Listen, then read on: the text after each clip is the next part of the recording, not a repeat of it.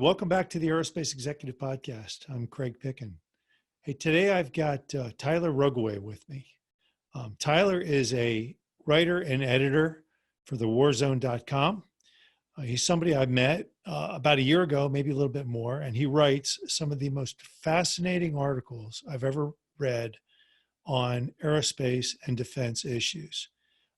It's amazing to me the level of detail he can get into, the sources, who he talks with, and the various topics that he brings to the surface.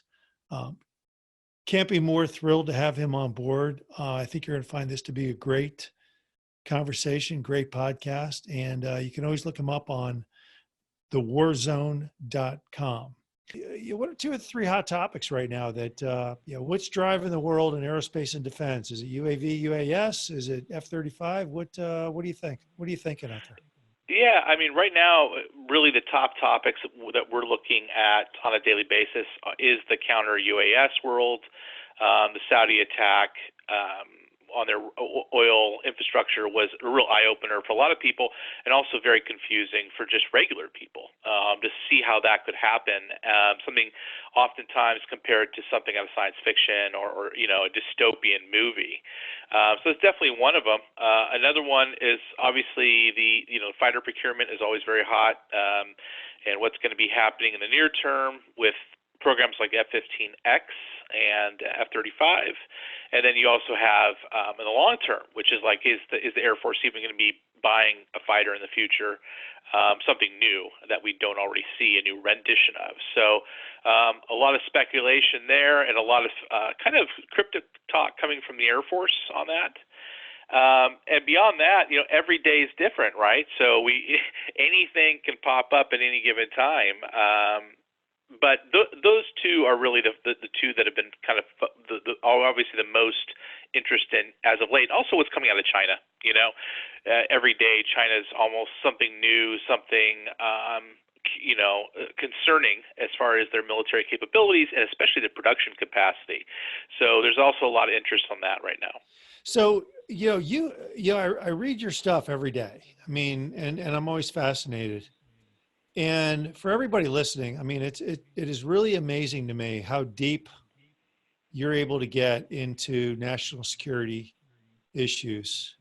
I don't know if you got eyes everywhere or what, but it's amazing to me some of the stories that you write about. The F-117s flying around, Nevada right now. Who's flying it and why? Just case in point. But let's talk about China a little bit. So obviously building up their military. Good article today on unmanned, unarmed stealth drones that they're doing, and how they're the scariest things in their arsenal. What do you think? What's China's endgame there? Where do you think they're going?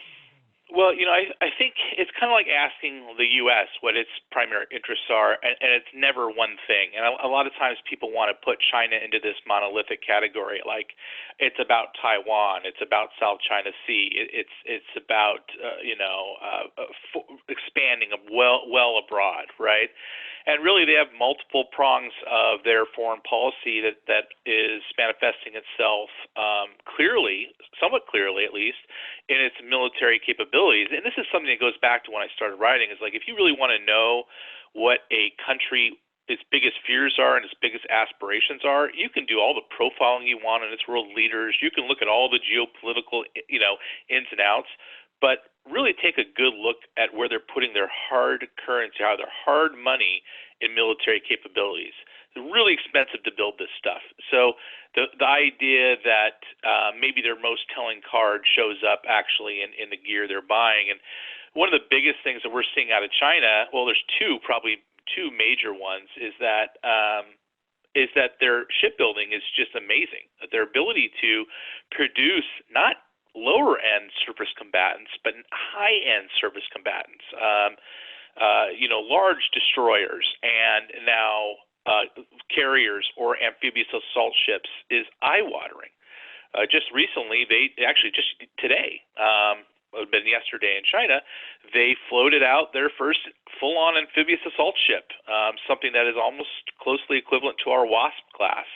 And they built that thing from keel up. Now, they probably had super lifts already built to put it together, but they constructed this thing in about 5 months. It takes 3 or plus years to do that same job for a LHA, an America class LHA that's being pumped out now from our own shipbuilding industry. So that's definitely one side, and another side would be their investments in stealth technology and their advancements in stealth technology. We are not. I mean, they're still behind us in many ways, but it's not as simple as having a qualitative advantage. Quantity has a quality all its own. So we're looking at those things along with anti-ship ballistic missiles and hypersonics that kind of all build into this anti-access capability, as well as this ability to reach far out from Chinese shores and affect the world in ways that China hasn't been able to in the past. Yeah, gotcha. I mean, is it, it does seem like they're moving far and fast. Is the U.S. industrial in Europe, are they keeping up? Are they able to stay a step ahead, or is it, is that gap just going to close and it's going to become a wash between everybody? No, I mean the ability that the amount of ships that they're putting out, especially when you look at the naval realm, it's just way in excess of what we can do. I mean, we have our allies as well, and that helps, right? It's a combined fight if it were to ever be a fight, potentially, especially in that region. But the investments, the spooling up of this infrastructure to build these ships, and now we're going to be getting into not building copies of carriers, Soviet-era carriers, but we're going to be getting into building an actual CV, potentially nuclear-powered, large supercarrier. Right. And so just the progress in technological advancement and know-how and execution, it's not eye-watering. It's unbelievable. If you were to show most people this 10 years ago, few of us were banging the drum way back when. But most people thought that this would be something that would occur in the 2030s, not the end of this decade. Okay, so it's really hit warp speed, and I don't think the U.S. military and its allies have a grasp on it at this time. It's moving fast. It's outpacing our ability to react, and that's very concerning. Do you think good old-fashioned American intervention comes in to dominate, or is it just going to be the typical DoD bureaucracy? Good indications from the beginnings of good indications from the military that the old system will not work, and they're going to have to slay some sacred cows to keep up and to outpace this threat. And it's coming from the top brass. There's been a lot of junk leadership within the Pentagon, in my opinion, in the last decade. There's some good people in there now that are getting this, that are talking about it, understanding that industry has to engage as well. You can't just do this from the Pentagon.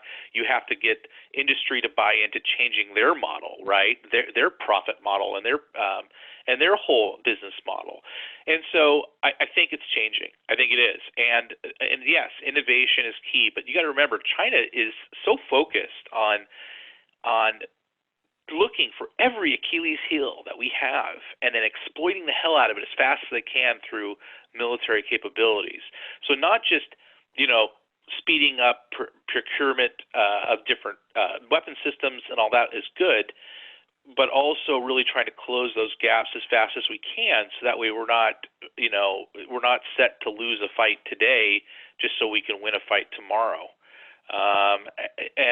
So it's a complex issue. It's a disturbing issue, and hopefully it's an issue that we'll never have to actually see, in operation, in some sort of even limited conflict, because with what we're seeing now, it would be incredibly bloody in that region. Yeah, no, I mean, well, hey, look, they've taken a very aggressive stance. I mean, with all their neighbors, and it's like I tell my kids, it's always a pendulum. And the pendulum can swing too far either direction, and in a lot of ways they may be at a very but they may be swinging the pendulum a little bit too far one direction, which puts everybody on notice.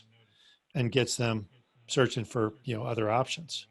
So, Well, and I think what we're going to see in this military parade on October 1st for the 70th anniversary of the founding of the PRC is going to be, it might be a game changer. It might be an eye opener. And we'll see. But, I think by and large, the American population, just in general, they see these stories, they hear about these ships, they hear about stealth fighters. It's out there, right. but I don't think they realize the degree to which China is progressing and as fast as they are. And I think maybe something like this big event, which will make world news, might help at least awaken the populace to what's going on over there. Yeah, it's like my good friend Hank Coates, who's CEO of the Commemorative Air Force. He spent a lot of time in China. And he's like, hey, look, they're very, very, very smart people. They play a long game and don't ever discount them because they will surprise you. So it's going to be interesting. I mean, it's an interesting thing to see what's happening, on the world stage. Whereas the old Cold War is over. Let the new Cold War begin. I guess that's where we're going. We're definitely in a new strategic era. So, and I think it's very clear to most everybody, but some people are still kind of holding off on making that claim, new Cold War, whatever have you. You hear different catchphrases for it. But there is no doubt that this is a very different animal than we've experienced before. And I think that realization is now settling in. Yeah, no, I agree. How about Iran? I mean, you've got the catbird seat on what's going on in Iran. I mean, obviously, some sort of UAV or cruise missiles landing in Saudi Arabia. Yeah, that once again, we talk about eye openers, right? We saw. I mean, this is one of my pet projects, going back a decade, banging the drum, screaming at the top of my lungs that this is going to be the future. It's not exquisite, high-end weapon systems necessarily. It comes down to swarms or hordes of small, inexpensive, what I call suicide drones, and cheap cruise missiles. These are inexpensive weaponry that are meant to be lost in battle, and that pose a major threat when they're layered together, and they are are used in mass. That's really the reality of it. Our air defense systems, people think they're magic. I've written multiple pieces on this. I just did another one about this drone threat, kind of sum it all up. But the idea out there is that integrated air defense systems, even the high end stuff, the low end stuff, whatever it is, it's like this magic wall that can keep all the threats out, and and that's kind of how it's sold, quite frankly, and it's totally unrealistic. And I think we saw that in Saudi Arabia. It doesn't take a stealth fighter, some expensive 20-year project to be able to pierce into a highly defended territory with modern systems and take out a strategic target, one that is their major moneymaker in that country. I mean, we're talking about the kingdom here, I mean, it's not some, this is it. I mean, it's when it comes to oil production, they're at the very top of the list. So the SHORAD gap, short range air defense gap, is something that America is experiencing as well. We are just as vulnerable to the threat, basically, not maybe by proximity, but it's there, and we need to be doing more. The DoD was asleep at the wheel and they knew. Some people saw it coming, and not everybody was totally aloof. But it's not a sexy it's basically not a sexy thing to invest time and money into short-range air defenses, especially against low-flying, slow-flying, low-radar cross-section drones. But that's the reality now, and this has to be integrated into every part of what we do. And a lot of the systems we're seeing and the concepts we're seeing are still dated into like low-volume attacks, not dozens or hundreds of drones. And I'm going to tell you, this was from Iran, a long-distance attack from Iran, or at least backed by Iran. Okay, imagine what our peer state competitors can do and are going to be able to do, like China, and they are very active in this space as well. Gotcha. So what does this do? Let's just talk about now to aerospace and Is the F-35 the last manned fighter ever to be created, or do you think there's something more coming down the pike? I've said that for quite a while. The idea of a sixth generation fighter is a pipe dream. It comes down to money. It comes down to utility. The future is unmanned. And you can still use some manned assets, obviously, for a lot of different missions. But when it comes to like a penetrating fighter type aircraft, counter air aircraft, aircraft that can kick down the enemy's air defenses, etc., a network swarm or highly networked horde of these aircraft, of unmanned aircraft, can move faster than a human can. It can break the enemy's decision cycle. And it's just the idea that we're going to be building some exquisite fighter that's going to be the next best thing. That'll be a 20-year program that will break our budget. It's not reality. The Air Force is beginning to realize this, that they can build unmanned systems faster, more adaptable, much cheaper. That if it's semi-autonomous, you don't have to fly it. It also solves a lot of problems with pilot training. The idea that people don't realize, like, once you buy these, you can store them. You don't need to fly them on a daily basis. You need a core unit to work on tactics development, etc., integrate new technologies. But beyond that, these can sit in a hangar. So there's certain other areas that this gets into that are game-changing for the Air Force and the and for the Navy, etc. So I think if there's going to be a so-called sixth-generation fighter, a manned airframe, it will be an F-35E. It'll be a major upgrade of that platform, and the rest should be, and hopefully will be, unmanned. That's kind of what. I think that's the general consensus, and I think there's some maybe there's some hangers honors that, for lack of a better term, that kind of want to see maybe the glory in the manned fighter pilot and the Top Gun and Tom Cruise, etc. But the white scarf community in the Pentagon is holding on tight, extremely powerful. So, and I think one of the largest reasons why, especially in the Navy and the Air Force too, why the unmanned combat air vehicles disappeared in 2009-ish. That was like the biggest revelation in flight since the jet engine, and it just went totally dark. And I'm sure it exists in the classified realm, but that's a big problem because we are spending massive amounts of money on manned fighters for the next 20 years when this other technology can go 2 or 3 times as far less signature, far more stealthy, much more adaptable, cheaper in every way, exists in the dark. So, yeah, absolutely. Culture is a huge part of this. Gotcha. So, I read it every day. We got Aviation Week, all the various trade pubs and everything. You've probably got a better viewpoint into it. Why is the F-35 taking so long to develop to the point really now where it's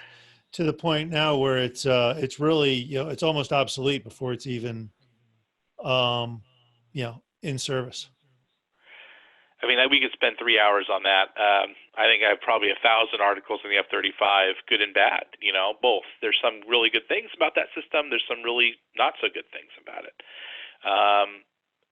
I think that when you look at it, it was flawed to begin with, in that they're really building 3 fighter jets. It's not one commonality type. They look similar, but they're very different in many ways.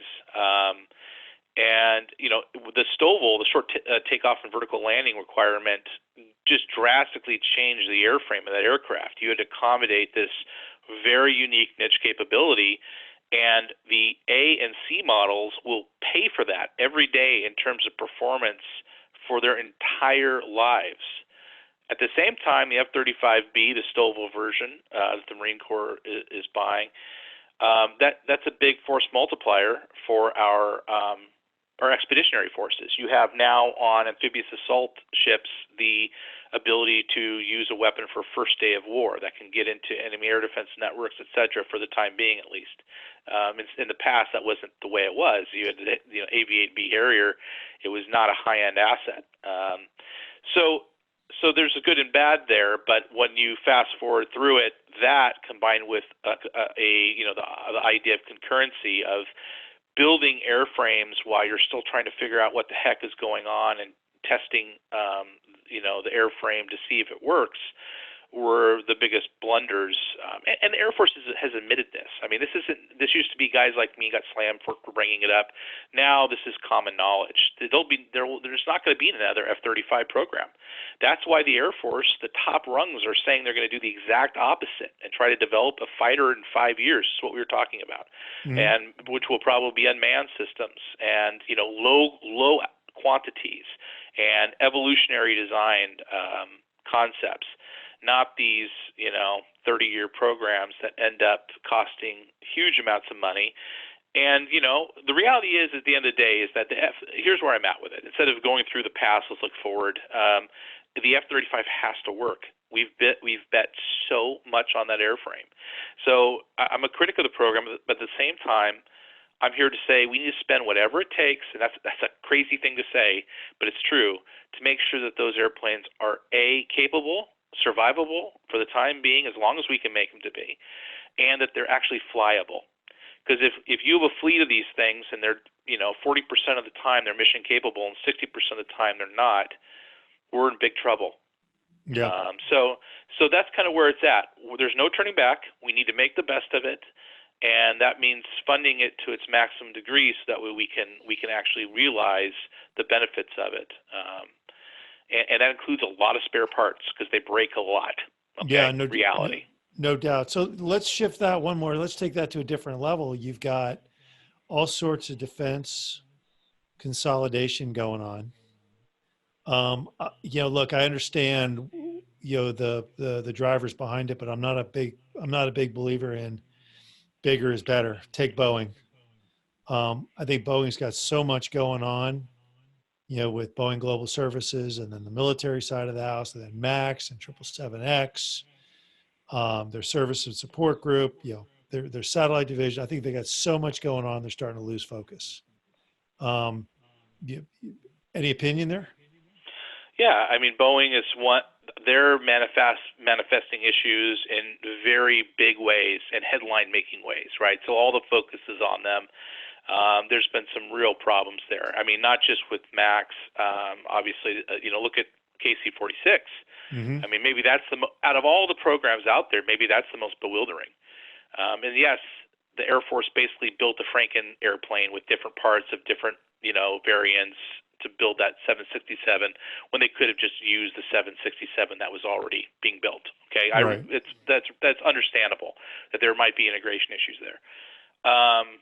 But that thing is a mess, and it's still a mess. And Boeing, that's their core portfolio, man. I mean, that's it. They built the KC-135 in a couple years that thing was flying and in production, and it's still flying. And that was 60 years ago. So there are big red flags. And I think there's red flags across the industry, though. I don't think it's just Boeing. And I think a lot of it has to do with engineering talent, personally. And this is the kind of the taboo subject nobody wants to talk about. I'm happy to. Guess what? If you're the most talented kid in the class, if you are a brilliant engineer or software programmer, which is now just as important for these airframes and these systems, weapon systems, are you going to go get a clearance, live under that, and go get a job at Boeing? Or are you going to go to Google and, get a back rub every day and get stock options and the whole nine and be in that environment? The change in the tech industry has drastically rebalanced the engineering, kind of the engineering talents and where it flows to in this country. And so then you're stuck with outsource, and outsource has its issues, Yep. We don't have enough good engineers in the defense space and the aerospace space, I believe. And that's why we're learning the same crazy lessons we used to learn that we learned 50 years ago with a slide rule, and a pencil. It's not good, and we need to do something about it, and that has to do with immigration. That has to do with a lot of things. But I believe that it is the one major issue that is not discussed and people do not understand when it comes to these programs that are suffering so bad on an engineering level. Yeah, no, I was a speaker out in San Diego couple weeks ago. I'm going to be speaking at a conference in November, and that's my whole thought. It's like, look, I'm gonna, I'll be probably politically incorrect here, but Please.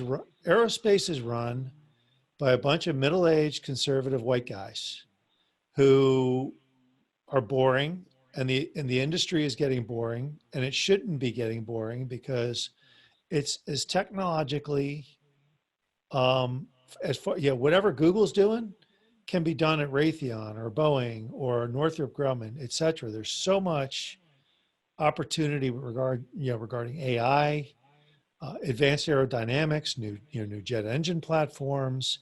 It should be exciting stuff for every engineer in school right now. But we're so conservative that I think it's just turned off a whole generation of young people. I think you're right there. I do. I think it needs to totally change, and it's a cultural thing, and it's also a Pentagon thing, and it's a security thing. People that are brilliant in engineering, maybe they smoke pot, maybe they do. Guess what? It's legal in half the states or whatever now. It doesn't have to be your personal choice, but is that going to disqualify that person from having a clearance and being able to do incredible work for the government? Engaging Silicon Valley has obviously been kind of a thing that really hasn't solidified. We need to go totally outside the box. Just how the Air Force was so concerned about losing its pilots, right, and retaining and filling the cockpits. We need to look at that for the industry and work with the defense industry with the Defense Department to figure out ways to make it more attractive for a brilliant kid that can really change the game for a company, small or large in the space. Not going to Facebook, but going to a Raytheon or a Kratos or whatever, and using their talents there. Mm-hmm. It's absolutely key. And frankly, once again, not a fun, sexy recruitment is not the funnest, sexiest issue, right? But it's absolutely key because we are living in a different technological time.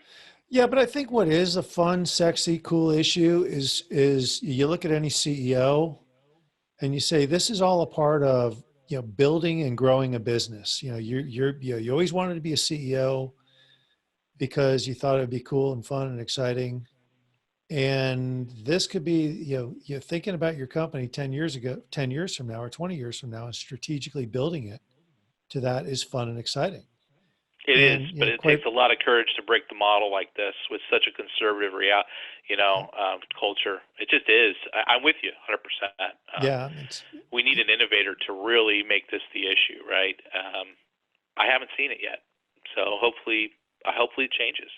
Yeah, I mean, in the same vein too. I talked to a lot of my my military buddies who are all retiring now, or and I see the military going backwards a little bit instead of becoming more progressive. It's almost going back to like the days in the 70s. It's like, hey guys, to grow the whole industry forward, everybody's got to be marching to the pop culture per se. It's the Kardashian culture is going to have a big effect on our industry.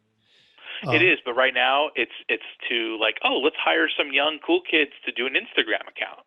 Mm-hmm. That's what I see coming out of companies with massive resources, right? And their recruitment people would probably just sit here and fight all day about it, telling me that's not the case. But I don't know. I talked to a lot of people. I talked to young people that would that love the topic, right? And they ask me, what do you think? And I tell them it's great. And then they realize the reality of what working at A company versus B company is, old aerospace company versus something in Silicon Valley. And it's like, they just can't make the call, even though they love the topic. So yeah, any way that we can, bring some real eyes to the issue, I think is a good thing. And I really need to do a large piece on it too to discuss this because it's strategic too. And maybe the answer is, hey, look, you can't rebrand. Your grandfather's Oldsmobile is still your grandfather's Oldsmobile. That will never change, and that's why Oldsmobile went away. But a lot of these companies too, it might be, hey, look, we are creating we want to create a super sophisticated, tech group. Let's start it from scratch, kind of like a startup, rebrand it under something different, and somehow integrate it into our operations. And if that's what it needs to take, it's just going to take I think it's just going to take a whole new paradigm of thinking. It is, and at the top with levels. the changes in weapon systems, right? Just in general on the tech side, even like we're talking about building a fighter in 5 years, or unmanned systems, right? All these new technologies that are coming and that are kind of progressing more to a distributed type of non-platform specific concept. There's going to be room for startups in the defense space. There's going to be room for new ideas and for people to come in and say, hey, we can do it differently. And hopefully there's capital there for them to be able to execute that. And with that could come new culture and maybe inject some of this, but it's never going to really happen, in my opinion, unless the DoD is fully on board with understanding it and realizing that it's not the same cultural feel is a good thing at all these different companies. And once again, it comes out of clearances too, and it's kind of gotten a horrible, that holding a clearance has kind of gotten a bad rap, Mm-hmm. Oh yeah. Oh my gosh. Yeah. Well, look at what happened to Microsoft, where everybody, you had Microsoft. Was it Microsoft or Google, where half the engineers walked out? Like we don't want to. Yeah. Right. We don't want to work from. We don't want to work for the DoD. We don't want to be a part of war. And it's like, hey, look, quite frankly, we're not trying to create war. We're trying to, just defend against it. So, what's the industry doing right? Let's talk about one last thing. What's the industry really doing right? Well, I think the industry is coming to terms with the fact that once again, the threat's changing, and the need to the old ways of doing business as far as procurement goes, right? Weapon system procurement, especially, it just isn't sustainable anymore like it used to be, and that's going to have to manifest itself more, in the future to see exactly how that change is going to look like. But a lot of times people kind of separate the two. We just kind of discussed this, but the DoD and industry, it's really one and the same in so many ways, right? And so I think as there's more leadership voicing their opinion and what they're looking for in a future procurement strategy, I think industry will change, and I think they're ready for it. I think even for their business model, I think they're ready to innovate in that end. Rapid prototyping, getting into trying to get us, kind of the skunkworks model really is being adopted more widely, obviously, and that's a good thing too. Allows to fail more, experiment more, without making it a headline blunder. I think that's a big part of it as well in the future. But generally speaking, it's an odd time for the defense industry. There's a lot of cash being thrown around. There's new elements like hypersonics that are new cash cows that have emerged, and everybody's trying to get a piece of that. I think what's really going to show of how they've adapted or how adaptable the industry is when the budget retracts, and it's going to, in my opinion. I think the defense industry is living in a la-la land right now. Yep. It's not sustainable, these budgets. And listen, I bring it up to them, some of these people, and it's like silence on the phone. It's kind of as if this is going to last forever, and I don't believe it is. And if there's a 10 or 15% cut in defense spending across the board, that is going to be a big sea change. And how they deal with that, how they adapt their products and their offerings, is really going to show who's on the leading edge and who's trailing. Do you see some of these guys going at risk, much like Textron did with the their light attack aircraft? I do. It's easier to do with smaller programs that could have big effects. Once again, unmanned systems, this sort of thing, integration. I think that's a key element. I think putting your money where your mouth is going to be the future, like fixed contracts.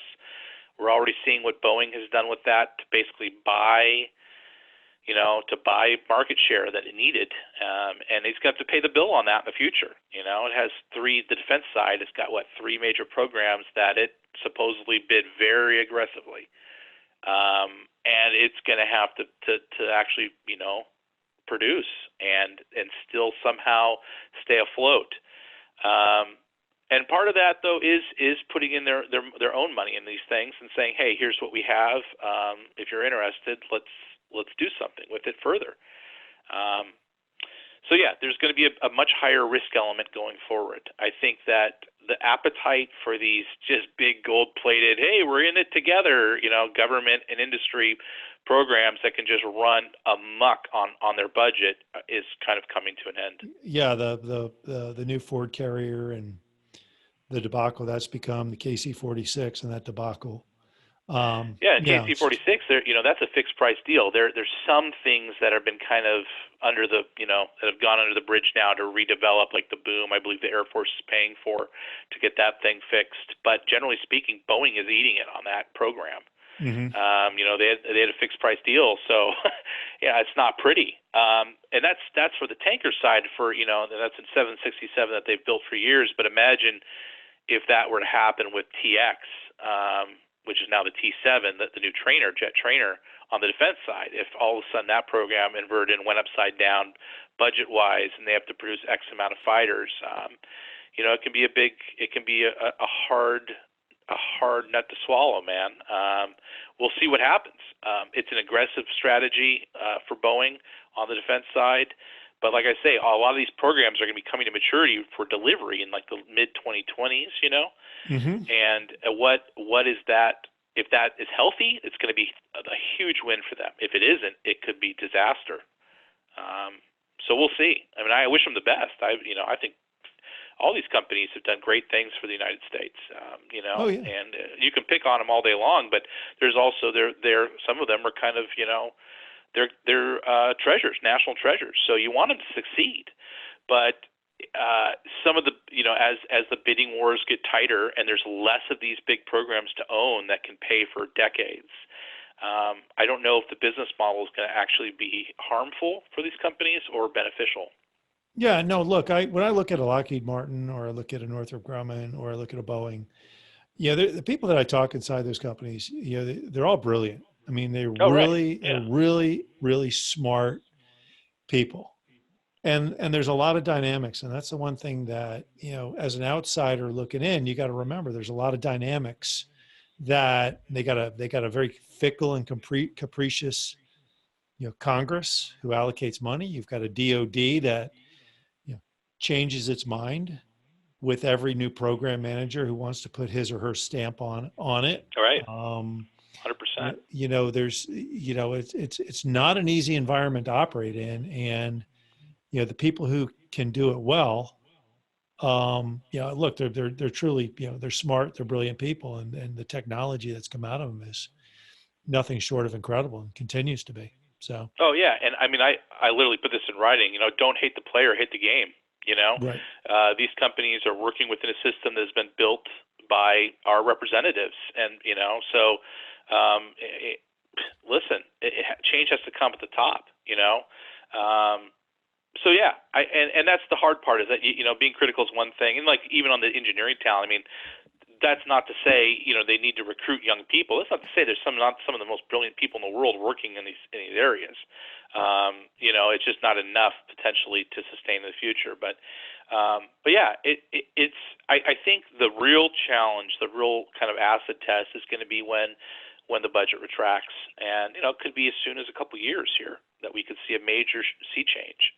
And what comes out of that, how they adapt, and how they can work under a tighter fiscal environment, and still innovate and still push us forward to where we need to face a threat like China, right? Which they're not slowing down.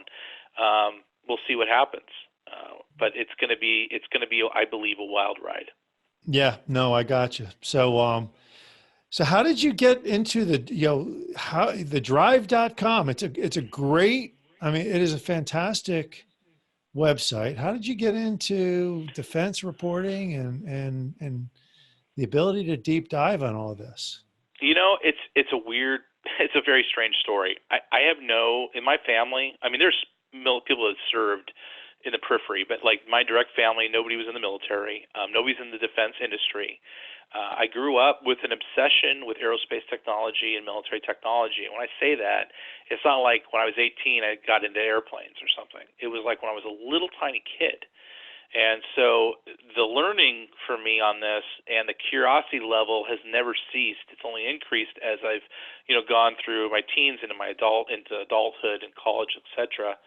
I was in various businesses, startups and things, after I got out of college that were unrelated.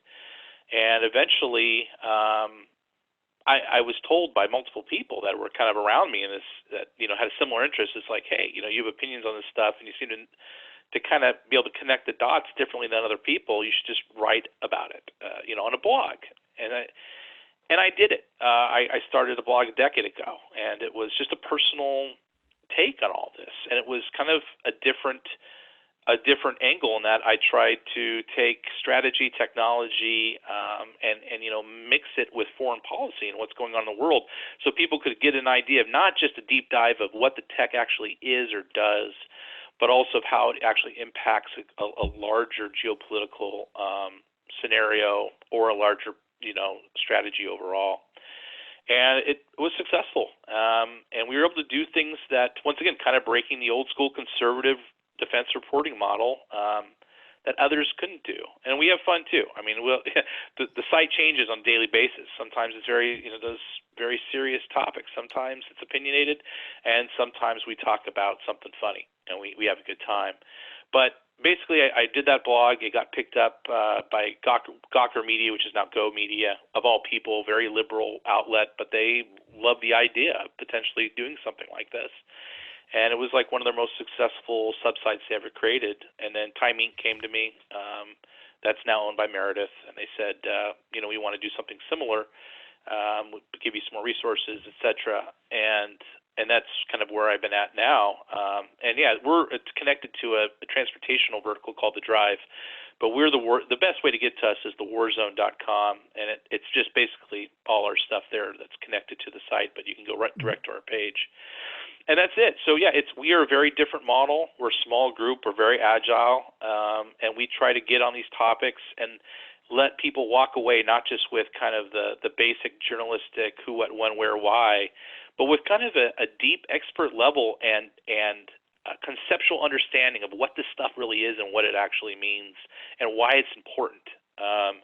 Which I think a lot of times the mainstream defense press, which does a marvelous job in so many ways, they kind of miss. So that's what we are. That's awesome. So I always, okay. So the best way to find you is on thewarzone.com. Yeah, that's definitely it. That takes you right to our page. So. And email. What's if someone wanted to reach out to you with a story or question? What's the best way for people to connect with you? Yeah, anytime. Twitter's great. I'm aviation_intel on Twitter, or you can get me direct by my email, which is Tyler@thedrive.com, TYLER@thedrive.com, and that'll get me directly. I really appreciate you coming on. This was fascinating. I want to have you come back, and we'll talk about more programs and the future of unmanned air taxis and all the other things that I'm sure you've got your eye on too. Absolutely. It's a great time. Anytime. Happy to come back.